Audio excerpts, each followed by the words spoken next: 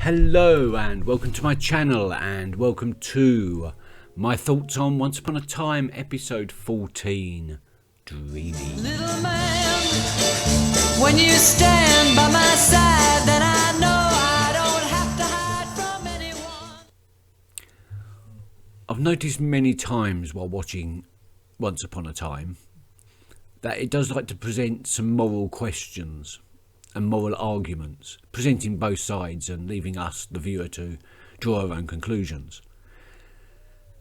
And never is this more apparent than in this episode, because there are so many different themes running through it. The episode leaves us in no doubt that Nova loves Dreamy, and that Dreamy does in fact love Nova. So is it a story of true love?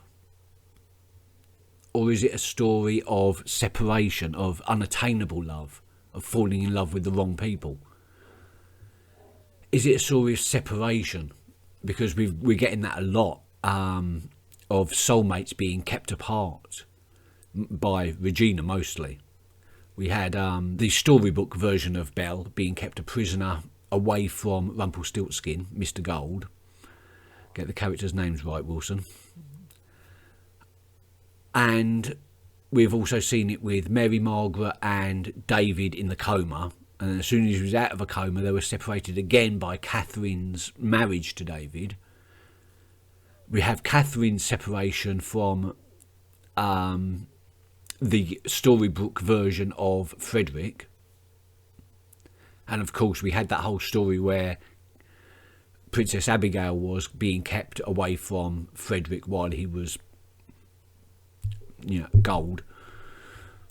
So is the Nova Dreamy story just another true love being separated by evil? I mean, let's face it, the evil queen's curse was that none of them should find happiness, and it seems fairly guaranteed that no one will find happiness in Storybook if they're being kept from their true soulmates, even if they don't really realise it. I think they all kind of recognise each other on some sort of unconscious level. Is it a caste system story? That sticking to one's destiny, that because the pre-assigned roles that we're given by society, or is it a story about breaking away from those chains and becoming individual, becoming your own person, as Nova and Dreamy tried to do, but were forced back? And that's another theme that keeps coming up in Once Upon a Time, I think, is people being forced into their assigned roles.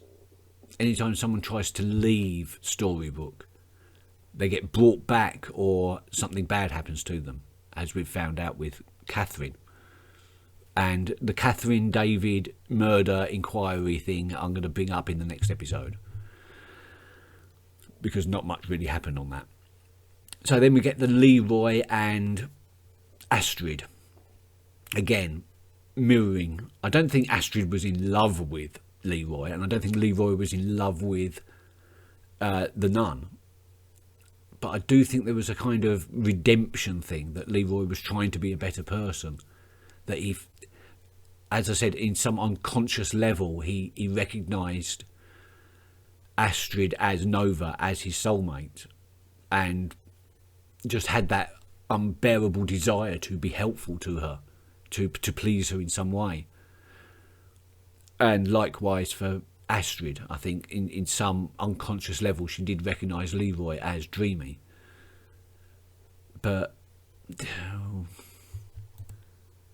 so with all that going on, and this sort of ambiguous storyline of Dreamy and Nova and breaking away from the pre-assigned roles, him trying to escape the miner, digging for diamonds that he'd been pre-assigned, but eventually accepting that he can't fight fate, and going back and being rechristened as Grumpy. I think that's probably one of the saddest moments that I've seen. It really did bring tears to my eyes.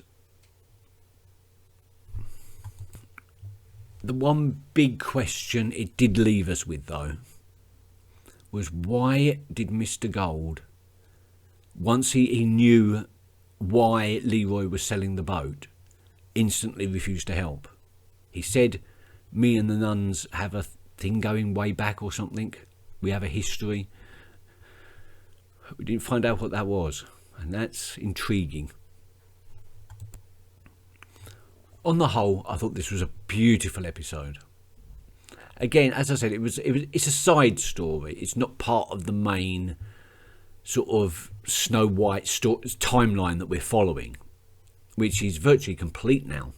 I think there's only a few little missing bits left to uncover in that between sort of between King Leopold's murder and the Dark Curse being enacted.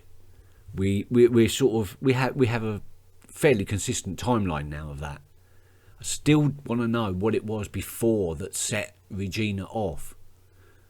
What she was before she was the evil queen, when she was just the queen. I'm looking forward to that episode when it arrives eventually.